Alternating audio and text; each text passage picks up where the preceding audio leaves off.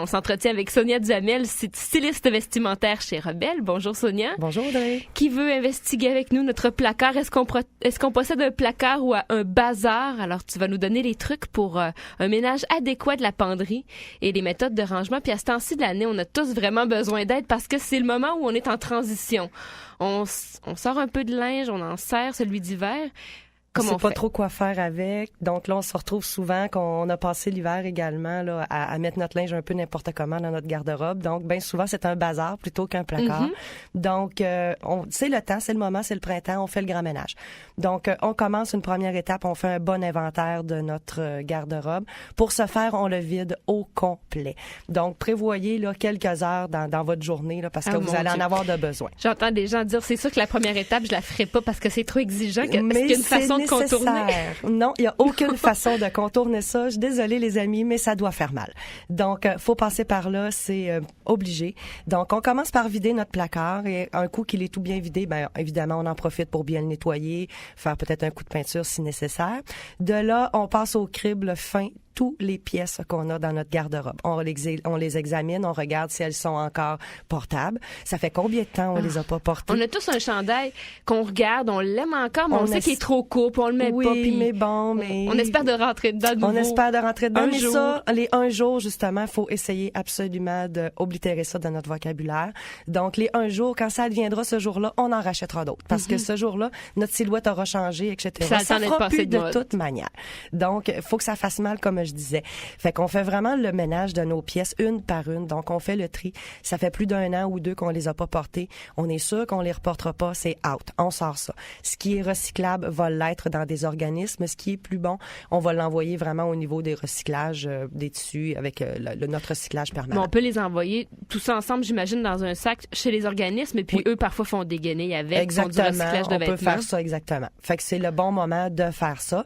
Donc, ce qu'on fait, c'est que si on a des pièces vraiment qu'on souhaite garder parce que c'est un classique, on sait que ça va revenir puis qu'il y a vraiment une belle coupe ou on a un coup de cœur sur des choses comme ça, ben là, on peut les ranger, ces pièces-là.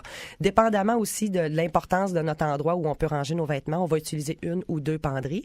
À partir de là, c'est ça qui va déterminer de quelle manière on va ranger nos choses. Si on a juste une penderie, on va y aller vraiment avec des choses efficaces, que j'appelle un rangement efficace. On va y aller avec des tringles supplémentaires dans notre garde-robe qu'on va soit rajouter. Il y en a qui se vendent, qu'on peut accrocher déjà après la tringle qui est déjà dans la penderie. La tringle, c'est le poteau? C'est le poteau, exactement, sur lequel on met tous nos cintres, nos supports. Donc, il y en a qu'on peut acheter. C'est comme justement un anneau de support qu'on pose après la tringle qui est déjà en place et que ça nous en donne une autre qui est plus bas, superposée. Donc, on peut mettre 2 étages de chemisier ou des pantalons ou des choses comme ça. Donc, ça maximise vraiment l'emplacement. On prend ça où exactement? Il y en a chez Walmart, chez Canadian Tire, chez Ikea. On en trouve à peu près partout. Toutes les grandes surfaces, on trouve de ça.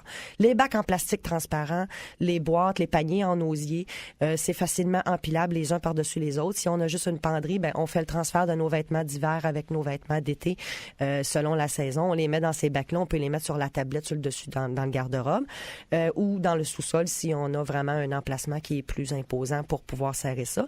Donc encore là, on retrouve aussi toutes les ranges ceintures, les ranges cravates. On peut, c'est vraiment des petits cintres qu'on pose à part. C'est ce qui cause le plus de problèmes, les gugus, comme dirait ma mère. Les gugus, les accessoires, les bandeaux, les foulards, toutes ces choses-là, les ceintures, les cravates. Ils se vendent des choses pour ça qu'on peut accrocher dans nos garde-robes, qui fait qu'on les ramasse tous au même endroit.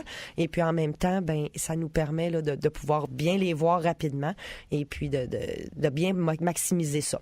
On peut aussi mettre pour les souliers dans la porte du garde-robe parce que la porte c'est un endroit là qui sert à rien, dans le fond, sauf à masquer tout ça. Donc là, on met des ranges de chaussures étagées là, ou à suspendre. On suspend ça dans notre garde-robe. Donc, ça nous fait de l'espace de plus. Donc, on n'oublie pas les unités de rangement. C'est très important. On peut en avoir qui s'accrochent, ça fait comme des tablettes. Ça s'accroche encore là comme un support sur notre train, mais il peut avoir 4, 5 ou 6. Oui, puis c'est souvent fait en tissu. Boîtes. Oui, c'est ça. Puis ça se lave bien, etc. Ça, là, c'est fantastiquement génial. Je vous suggère de faire le tri dans votre garde-robe et de ranger les vêtements vraiment par catégorie, c'est-à-dire les vêtements décontractés ensemble, les vêtements de week-end ensemble, ceux de travail, les vêtements habillés. À l'intérieur de ces catégories-là, on les regroupe par famille. Les robes ensemble, les jupes, les chemisiers. Là, tu parles, Sonia, sur nos cintres. Oui, sur nos cintres. Et on privilégie... Ben, un coup que c'est fait, là, c'est fait. C'est de le maintenir. C'est de le maintenir. Ça va être le secret. Mais on privilégie également les cintres en bois le plus possible. Pourquoi? Les cintres en métal, c'est pas solide, premièrement. Les vêtements, ils glissent, ils restent pas dessus, on les ramasse par terre, puis ça fait ça déforme les vêtements. Mais j'en ai trouvé, moi, des cintres en métal avec un gel autour qui permet aux vêtements d'adhérer. C'est moins pire, mais je recommande vraiment le bois en premier lieu. En deuxième lieu, on pourra y aller avec des cintres en plastique ou des cintres vraiment en métal, mais qui ont du gel par-dessus ou qui ont vraiment une matière là, pour le vêtement. Fait qu'on en profite en faisant le ménage de notre garde-robe. Les cintres en métal, là, on les retourne chez nettoyeur ou on les recycle avec notre recyclage. Donc, les cintres de bois, donc là, on fait le tri vraiment par famille, c'est-à-dire les robes, les jupes, les chemisiers ensemble, comme je disais, les complets ensemble et tout ça. Ensuite, on le fait vraiment par couleur. Les blancs avec les blancs, les bleus avec les bleus, les rouges avec les rouges. L'idée, là, c'est de pouvoir repérer facilement ce qu'on cherche. Oui. C'est vraiment ça, de rentabiliser là, vraiment nos achats. Ça fait que quand on va en rajouter par rapport à notre garde-robe. Fait qu'oublie pas, le tri, faut que ça fasse mal. Il faut qu'on sorte 2 pièces pour en rentrer une. Ça veut dire que si j'achète un nouveau vêtement de printemps... Faut en sortir 2. Faut que j'en sorte 2? Oui, il faut que ça fasse mal, Audrey. Oui, mais si j'achète trop de vêtements, j'aurai plus de vêtements. Non, là, l'idée, c'est pas d'acheter trop de vêtements ou de pas en acheter assez. Vraiment, le mot d'ordre, quand on fait du magasinage, on n'oublie pas, c'est de rentabiliser nos achats. C'est-à-dire de pas en acheter trop, mais de vraiment acheter des pièces qui vont être les essentiels de base, de vraiment les avoir. Je vous en ai fait une liste. Mais là, c'est tellement tentant parce qu'on nous propose des chandails à 5 $. Oui, c'est tentant. On dirait que les vêtements coûtent rien. Mais on va revenir exactement au même point. Que porter. Si on achète 2-3 chandails à 5 $, puis on achète 2-3 pantalons à 10, 12, 15 $, on aime ils sont pas chers, mais qu'en bout de ligne, on les porte pas. À la fin de l'année, si on fait le calcul de tout ce qu'on a acheté comme ça, là, ça revient aussi cher. Ça revient plus cher. Encore. Fait que vraiment, le mot d'ordre, là, je le répéterai jamais assez, c'est de rentabiliser les achats le plus possible. Donc, un coup qu'on a fait vraiment notre tri, les vêtements qu'on n'a pas portés depuis 1 an ou 2, on essaie d'y sortir le plus possible. On fait vraiment une liste exhaustive de ce qu'on possède. Et de là, on va pouvoir être capable d'aller magasiner et d'acheter les choses qui sont vraiment importantes et qu'on a vraiment besoin. Et non pas juste les coups de cœur qu'on va trouver en solde dans les magasins. Pour ces pièces-là, justement, qu'est-ce qui est indispensable à avoir dans notre garde-robe un coup que tout notre rangement est fait? Alors, peu importe l'âge, le style qu'on a, toute femme et tout homme désirant avoir une garde-robe qui est pratique et équilibrée devrait posséder un tailleur jupe ou un tailleur pantalon ou un complet pour ces messieurs, devrait avoir pour la femme la fameuse robe noire, qu'elle soit longue ou courte. C'est vraiment important d'en avoir au moins une. Ça passe pas, ça en prend une.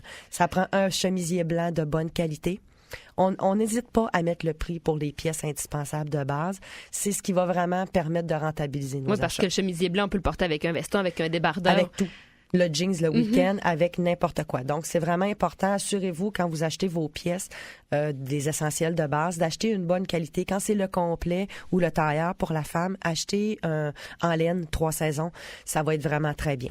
Donc, un jeans propre, un col roulé en cachemire, un chandail de laine fin, un twin set, un cardigan avec une camisole dessous, une blouse en satin ou en soie, une jupe de style de la coupe qui nous convient, un pantalon de couleur de notre choix, un trench très important, ça passe partout.